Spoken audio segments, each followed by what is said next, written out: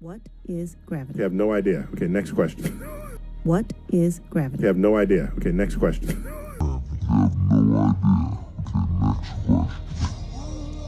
Wow. No, here's the difference. We can describe gravity. We can say what it does to other things.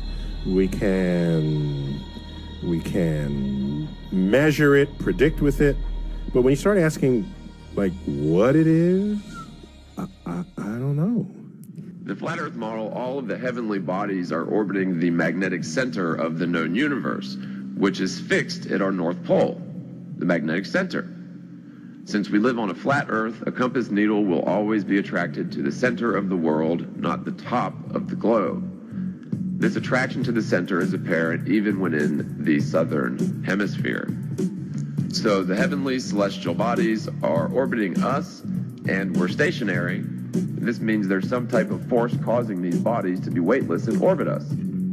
I think the ancient builders were probably aware of this principle, and it explains how they were able to build structures such as the pyramids. If you're familiar with the Coral Castle down in Florida, a single man built a castle made of extremely heavy rocks very quickly and with almost no help or machinery. He never disclosed his method, but I suspect it had something to do with this magnetic energy that causes the moon and the sun to orbit us. Indeed, I believe that Nikola Tesla was aware of this force, and so he was able to invent free wireless energy and wireless communications, but more importantly, wireless energy, well before the internet was even close to being theorized. So even newfangled zero-point energy fields, which are being researched by very fringe scientists, seems to be akin to this electromagnetic force, which is causing these celestial bodies to orbit us. Who knows? Also, the relationship with the Earth and the Moon is demonstrably of the electromagnetic variety, and certainly nothing like gravity would explain, without all the major coincidences, of course. So if the moon is orbiting us in response to an electromagnetic phenomena, it makes a lot of sense that one face of the moon would be attracted to the face of our world, and that would perfectly explain that one face being ever present. Furthermore, since the moon is a lot closer in the flat Earth model, it makes sense that its electromagnetic pull would affect the world's oceans. If you take a balloon and rub it against your hair, and then take that statically charged balloon near a running tap of water, the water will bend. This proves that our tides could indeed be caused by the moon's electromagnetic field, or possibly a static electric charge, but not a gravity field. Indeed, if the moon were close enough to pull on our oceans with its measly gravity, the much greater Earth gravity should have pulled the moon into our world a long time ago. This proves the conventional model is totally wrong and not just unlikely. And it proves there's a logically sound, verifiable alternative to the conventional accepted model. At any rate, on the flat Earth, gravity is not necessary. Gravity was a theory dreamed up to explain why we're not flung from the surface of the Earth at 1,000 miles per hour. Since our world is demonstrably not spinning, then we don't need gravity in our model. What goes up must come down is a law of physics. Gravity is a theory necessary only in the globe model. In the flat Earth model, what goes up must come down is explained sufficiently by the simple laws of density and buoyancy. Lighter, less dense objects find their way up, while heavier, denser objects find their way down. It's the natural order of things, and there's no need for gravity to explain it. If you take a beach ball filled with air, for example, and try to hold it underwater, you'll notice that it's difficult to hold it underwater, and it gets more and more difficult the deeper you get. When you let go of the ball, it will race to the surface of the water. So I suppose we should believe that the beach ball is somehow an anti-gravity device. It's beneath the water with all that pressure above it, plus all the gravity, in quotes, gravity pushing down on it. The beach ball should remain underwater according to the theory of gravity. However, it invariably races to the top because it's simply acting in accordance with the natural laws of buoyancy or density. Same thing with a hot air balloon. It's about temperature, density. The North Star Polaris is indeed a proof that the model is wrong and not just a crazy coincidence that needs to be explained in the globe model. You simply cannot argue the North Star could maintain such an alignment for any duration, given our arbitrary, wobbly North Pole in your model. The North Star is simply at the very top of the celestial bodies orbiting above us and has the tightest path around the center. That's the only explanation for how it remains fixed in alignment with our North Pole forever, or for any duration whatsoever. Now, Einstein was once asked how it felt to be the smartest man alive, and Einstein's reply was, "I don't know. You'll have to ask Nikola Tesla." So now I'm going to go over, talk to Nikola Tesla, and see what he has to say. He tells me today's scientists have substituted mathematics for experiments. And they wander off through equation after equation and eventually build a structure which has no relation to reality. I mean, how true could that statement be? Nikola Tesla is the true genius. He says Einstein's relativity work is a magnificent mathematical garb which fascinates, dazzles, and makes people blind to the underlying errors. The theory is like a beggar clothed in purple, whom ignorant people take for a king. Its exponents are brilliant men, but they are metaphysicists rather than scientists. Oh, well, thank you, Tesla, for telling us how much bull can be found in Einstein's work, because you knew that way back then. So thank you for reassuring my belief system. Right? So, if gravity doesn't exist, then what's the force that pulls us down to the earth? Why do things fall down instead of up? And the answer is electromagnetism. Researcher and author Anthony Patch states, quote, "In short, the accurate model of the mechanisms governing the functioning of our known universe is that of electromagnetism, not gravity. What is mistaken for and therefore labeled as gravity are in fact, and this has been thoroughly peer-reviewed, magnetic lines of force and the actions of accelerated charged particles moving at various velocities. Additionally, these same electromagnetic forces act in identical fashion, whether one is measuring actions taking place between particles at the quantum level or on a planetary scale. What has been detected by LIGO and other similar experiments preceding it are in fact magnetic lines of force and the movements and actions of accelerated charged particles, such as electrons and protons, among many others. As for black holes, supermassive, twin, or otherwise, none have been experimentally reproduced in the laboratory. None have been measured in terms of electromagnetism. None have been moved from the chalkboards of theory to factual and provable constructs nor mechanisms. Many scientists will back me up on this statement. To define what are labeled as black holes, one must look beyond the, again, theoretical labels of dark matter and dark energy, neither of which have been proven to exist, and yet are considered as constructs of black holes. Looking beyond, one finds plasma, what Tesla labeled the ether, comprising the so-called vacuum of space. This ether is electrically charged plasma. Black holes are a gathering due to magnetic attraction of this electric plasma. This is not gravity sucking in all matter and light as mainstream scientists describe black holes. Einstein's work, gravity, was hijacked for profiteering. Tesla's work, the ether and electric universe, is the real science hidden away and employed at CERN. If you look at their mathematics of gravity, it says that the electrostatic force is 10 to the 37th stronger than the so-called gravitational force. And if you look at 10 with 37 zeros behind it, there's no human that can possibly even imagine what that looks like. I mean, it's beyond human comprehension. So they, these mathematicians love to throw around numbers like this, but they're essentially meaningless. But according to their own screwed up, wrong mathematics, essentially gravity is non-existent with a 10 to the 37th difference. That alone. But this is the problem. This idea of gravitation, which was created by Newton, invented by him, has been extrapolated to the furthest reaches of the solar system and the galaxies and all that. And it's created a huge list of non-existent entities, things like dark energy, dark matter, nuclear furnace stars, gravitational collapse for star formation.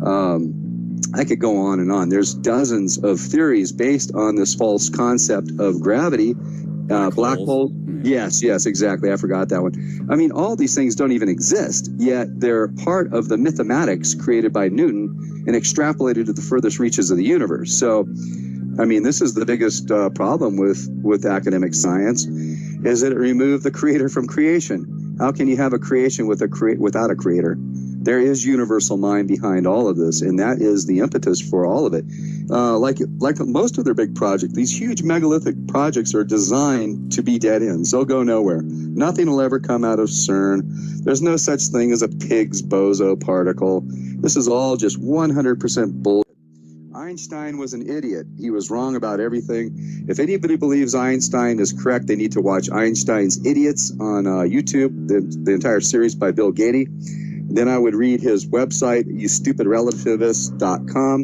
And then I would go read the book called The Manufacture and Sale of St. Einstein, which is 2,200 pages demolishing this myth called Einstein. It talks from the very beginning how they set up this shill called Einstein to be the great genius, the nutty professor, the quack, the idiot with a massive blackboard full of equations that can, if he could just figure out that one last little part of an equation, he'll have the key to the freaking universe. So, I mean, it's disgusting. I mean, the level of science right now is really the pit of ignorance. What is gravity? I have no idea. Okay, next question. This is how far we've sank in this demented excuse for science. I mean, it's a joke, I mean, we're living in a sea of energy. We're bathed in electricity. It's passing through us like crazy.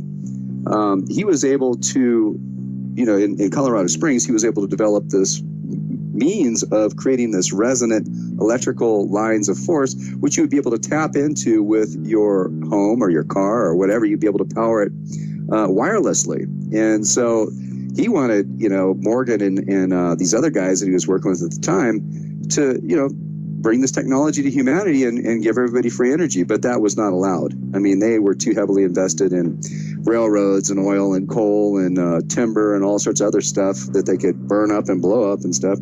So they didn't want to go that route. So we've basically, the powers that be have definitely known what the true physics is since at least then. They've known how to suppress this and keep this out of, the public's view and keep us enslaved into this hideous, explosion-based slave technology that's destroying the world. Free energy already exists. The military's using this stuff. They keep it from us. And, my goal was always to try to get as many people to understand that the so-called thing called free energy actually exists. And then we would get to a point where people would demand that the powers that be release this stuff to us. So it can happen right now. I mean, it's not like it's something that's far off or whatever. The technology exists. The military's got it right now, but it's existed since 1892 at least, and probably further back. And it's obvious, that there were cultures that had this, and this is nothing new. If you look at the megalithic structures around the planet, there's no question that there was a higher tech civilization about 13,000 years ago. They got wiped out. They were way, way, way beyond us. We can't do any of the stuff that they're doing. And the reason being is that they worked with nature and we're not. Because look at the beauty of their creations. I mean, have you seen all these megalithic structures around the planet?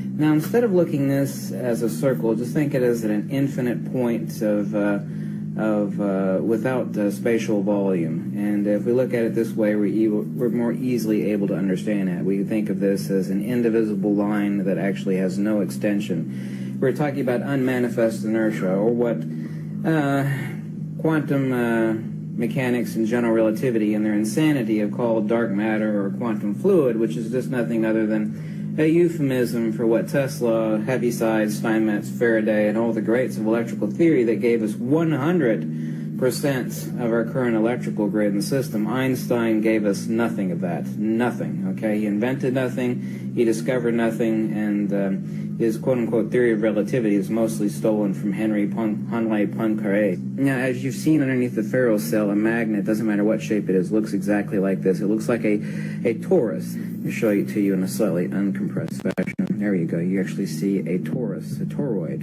a spirograph, a hypertrochoid. That's the expression of the loss of inertia. Now, as Faraday called magnetism, he called it the dielectric field.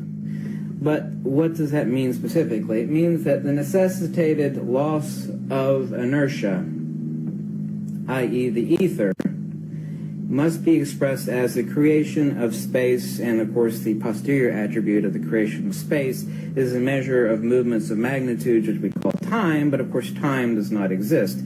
Time is a human contrivance. Now here we have electricity, which, by the way, is phi times psi q in Planck electrification. Electricity is nothing other than the hybrid of electricity and magnetism operating together, which is found in, obviously, frequency and amplitude, constantly pulsing back and forth like this. Well, what frequency? What amplitude? Obviously, we have the entire EM spectrum, and we have electricity. So electricity is a hybrid of dielectricity and of magnetism, operating at a frequency and an amplitude. So electricity terminates not into magnetism, as wrongly thought, but as magnetism by losing its dielectric component. In other words, all that electricity that is actually brought through electromagnet to lift up dead cars so they could be scrapped is nothing other than the loss of the dielectric component of electricity, which means you have an extremely high Gauss field that is able to pick up multi-ton cars with that electromagnet. It is that electricity terminates as magnetism by losing its dielectric component, not into magnetism, but as magnetism, because electricity is the hybrid of dielectricity and magnetism. Phi times psi equals Q, Planck, and electrification. Electricity, by definition, denotatively, is the combination of two things, dielectricity and magnetism. So by losing its dielectric component, the electricity manifests itself in the electromagnet, for example, as a huge, enormous, very powerful high Gauss magnetic field. Gravity, like electricity, is nothing other than a hybrid. So what is gravity? Well, we talk about what denotes gravity. We're talking about mass, i.e. matter. Matter is nothing more than a dielectric condensate. Okay? It's like taking carbon dioxide and freezing it to its solid state. Okay? Gravity is nothing other than dielectricity. Gravity is no different than turning on your TV set and actually shining a light off from the side and seeing the little dust particles actually head to the TV set and stick to the TV set. That's why you're running your TV set, especially little CRT tubes, got so dusty. The dust in the air would go gravitate to the front of the tube. That is the exact same thing as gravity. People think that that is an electrostatic charge, or like you charge a balloon up and you pull someone's hair to it. That same acceleration, not force, that same acceleration is what we ignorantly call gravity. Gravity itself is an autonomous acceleration, of which a lot of people call it incorrectly a force, does not exist. It's like, what do you mean gravity doesn't exist? All of a sudden, drop this and there's gravity. What is gravity? You have no idea. Okay, next question. Gravity. What I mean specifically is that gravity does not exist. It is not an autonomous force. It's definitely not a force, which of course even the idiots of general relativity and quantum mechanics will admit to. They call it an acceleration, but an acceleration of what by what? We need explanations, not descriptions, and all that general relativity and quantum mechanics provides are descriptions, not explanations. It is a dielectric acceleration. It's dielectric avoidance.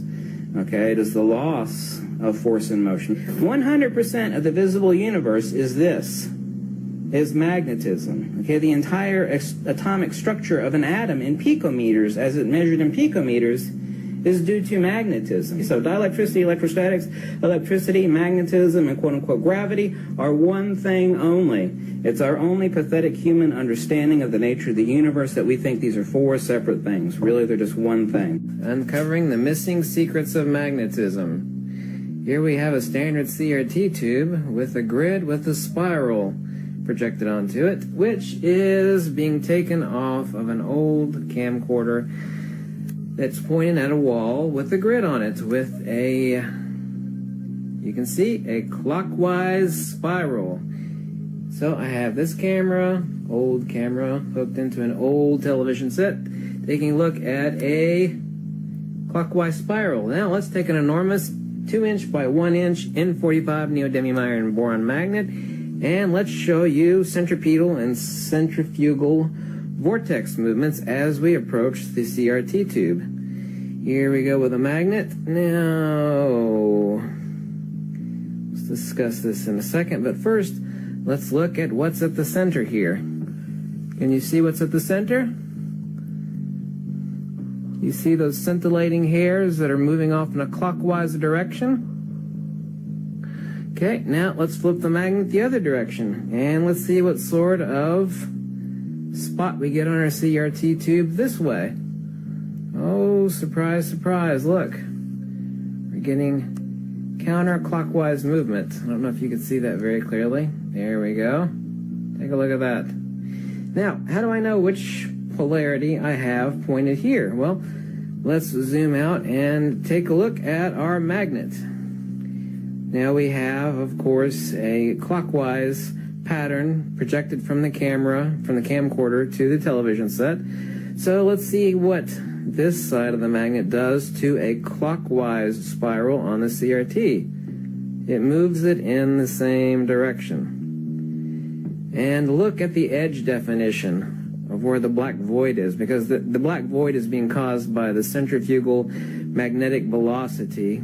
Here you can see the little spirals in the center of the white spot in the middle with the, you can see that we're moving, our centrifugal field is moving clockwise, but our centripetal field, which is at the middle of the magnet, is moving exactly opposite. It is moving counterclockwise.